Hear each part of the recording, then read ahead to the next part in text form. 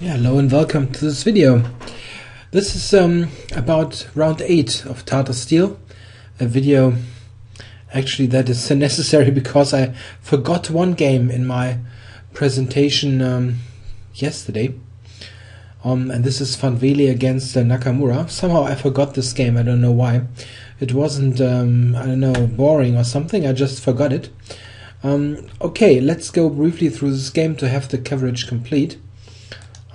We have Wely playing d4 as usual, and Nakamura being very versatile in his opening choice goes to the Bogo Indian, which is not played that often in top level chess, but it's not a bad opening.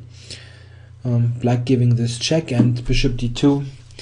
This is the main move, and now Nakamura plays a5 in this line, and the following moves: g3, d6, bishop g2, knight bd7. This has become popular in recent years. It's quite an interesting setup for black. We see castles e5. This is the idea. Black has got the bishop out of the pawn chain and then sets up the pawns on dark square. So you have two scenarios. This bishop might get exchanged. Then black has got a healthy pawn structure, or black actually, and this happens quite often in this setup, preserves the bishop and uses it on c5. In fact, white now plays bishop e3, which looks a bit odd at first, placing the bishop in front of the e2 pawn, but it simply gets out of the way of the b4 bishop, so white probably sets up a threat of a3 to trap this bishop. Black might take on d4, but it lets black basically take on d4, as you want a square for the bishop on c5. So it takes, bishop takes to have a normal setup again, not with the bishop blocking the pawn. And now black castled, a3, bishop back, knight c3. So we see that this will probably get exchanged at some point. And then black has a position with a slight space disadvantage, but it is very solid. He doesn't have any bad piece or long-term strategical issue. He's just got a little bit of less space. So knight c3, rook e8, queen c2, c6. Wants to control those squares. Rook td1. Queen e7, all fairly normal. h3, takes control of g4. And now an interesting decision by Nakamura. He could play in various ways, but he went knight e5, which actually invites a pawn structure change, and this is accepted by Wely here. He took on c5. Check. Takes on f3, bishop takes, d takes c5, and bishop g2 back here, h3 was hanging. So this was what Nakamura provoked with knight e5. It's an interesting transformation of pawn structure. Black has got this double pawn on c6 and c5, and this constitutes both a weakness and a strength. The pawns control very important squares, especially the d4 square by c5, but the queen side is also somewhat weakened.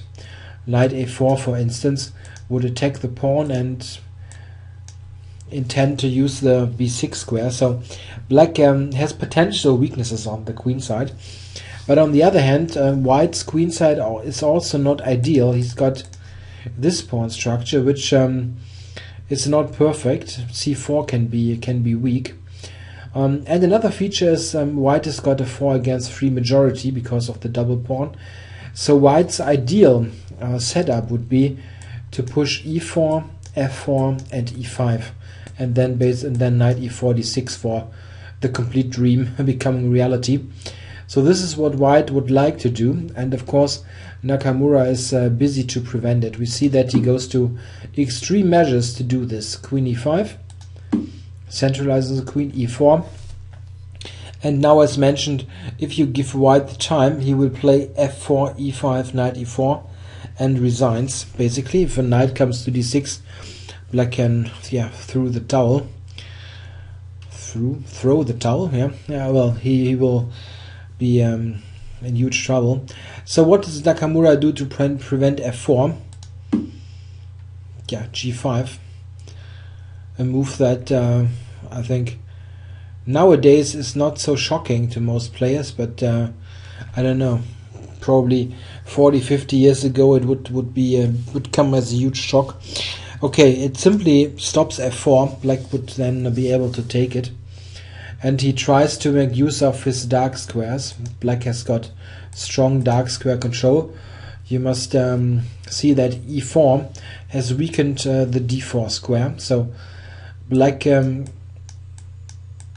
would like a knight on d4 and or also on e5, but he needed to play g5 to make all this even possible. Otherwise, white would play f4.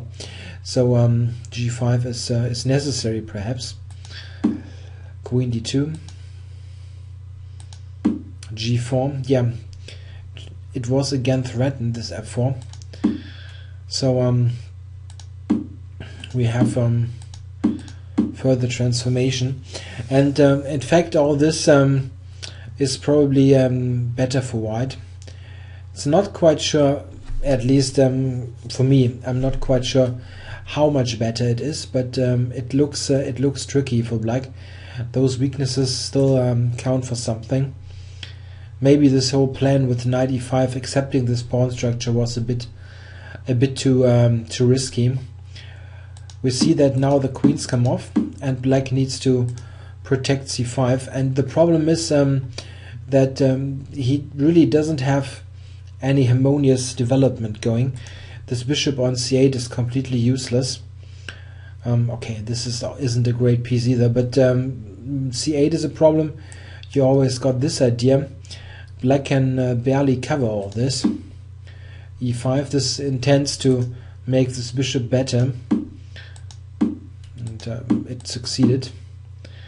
Yeah, now this is saying, yeah, rook a6 was to cover b6, and this position step by step gets more and more problematic for black. Here he needs to capture, basically. And now h5 is another weakness, not from f2, from f3 is another weakness. And in fact, a couple of moves later, at this stage we have repetition of moves. Knight e6 is a little trick. If white would take on c6, then black has this skewer here. Need to be cautious. In fact, Van Wely repeated moves to gain a bit of time. Bishop e2, knight d4, back, and now knight c3. Of course, he avoids the complete repetition. White is significantly better here, so no draw. Rook a7, and at this point I think he missed the chance to maybe even increase his advantage more, but it's there are various ways for white to get some big edge, but I actually very much like the move bishop a4 here, because it tries to get rid of the c6 pawn, win this pawn, and in the process make this bishop either great piece on d5, for example, or get it exchanged. And in fact, I don't see a move really for black. You can try to cover it for the moment, but then white can simply take. If black would try to attack this rook, you still have f6, and this looks like a disaster for black. After the c6 pawn is gone, there are also those huge holes, so probably this was an easier way to go. But the way Van Wely played also looks quite strong. This kind of stuff also should be somewhat better for white. Bishop a4 was stronger though. In this position, Nakamura gets at least some play. Check. Yeah, he enters on the second rank and has some activity with the rook, but it's still rather tricky. Here he took on c4, and this seems to be inaccurate, but difficult to see. In fact, there were alternatives like bishop e6 or b5, something like this. The problem with this move is, have a look at this.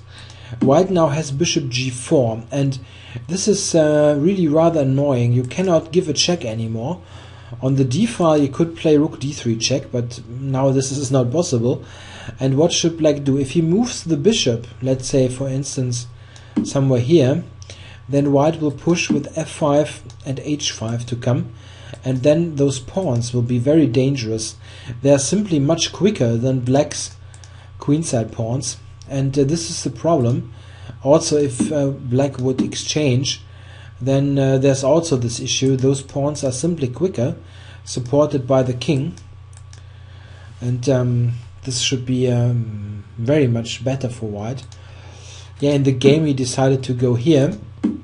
White gains the tempo and now pushes the pawns, and this leads to big problems for black again. Check. Yeah, white gets two pass pawns, and here after king g5 he played the move f7, which keeps a big advantage, but it's not easy to see why he didn't take on c6. This is the simple move, simply keeping the f6 pawn, and it's, yeah, I guess it's pretty much over. Not sure what black should try to defend this. There's still b6 also hanging, which would lead to a 2-pawn advantage. So yeah, the computer wants to play this move as the toughest defense, but this is just winning. It's similar to the game. It's just a bit more convincing as this pawn survives. In the game, have a look. f7 was played. Rook f8. White takes. So it's very similar. Just the f pawn is gone. And here, white is also probably very close to winning. But the other line I think was simply quicker. Check. Yeah, check here. And white took there. Yeah, one annoyance is that white cannot cover the b pawn here. Rook b5 is very bad because of c3, which wins the tempo, and now the c pawn is very dangerous. Maybe black is even better here. So this would be a big mistake. Cannot cover the b pawn, so white simply abandoned this pawn. Check. And tries to use his two pass pawns. Okay, 4. Yeah, I've got the h pawn and the a pawn, but still there are some tricks in this position. And the fun thing is that in this position, move 60, Van Wely really fell into a bad trap. I think here probably he needs to go a5, which is also the computer choice, and the computer gives white a very huge advantage. In fact, I continued this a bit, and there are some positions where the computer gives white more than 2-pawn advantage, but it's still a draw.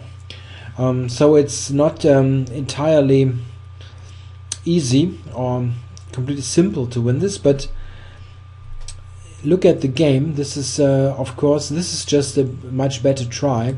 In the game we played rook c6, which doesn't look so illogical. I mean, it clears the way for the a pawn and keeps an eye on the c pawn, but the problem is black has this move, and this is actually a double threat. The threat is that a4 is hanging, and bishop d1 is threatened, winning this this bishop. And yeah, what is white supposed to do now?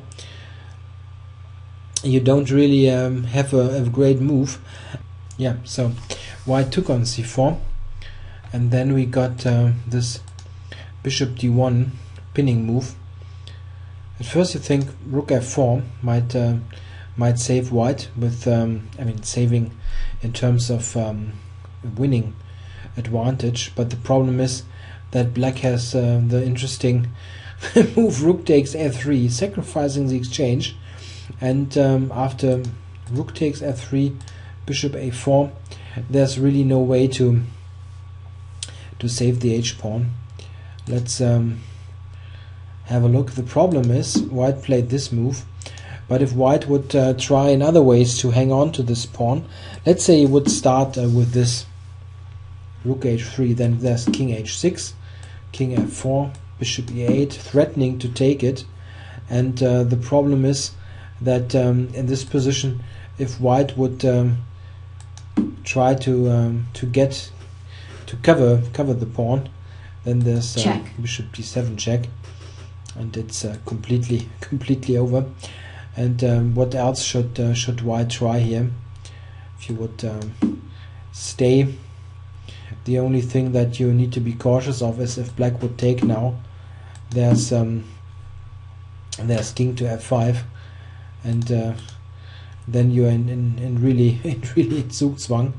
What should black play now? He must give up this bishop and will lose the game.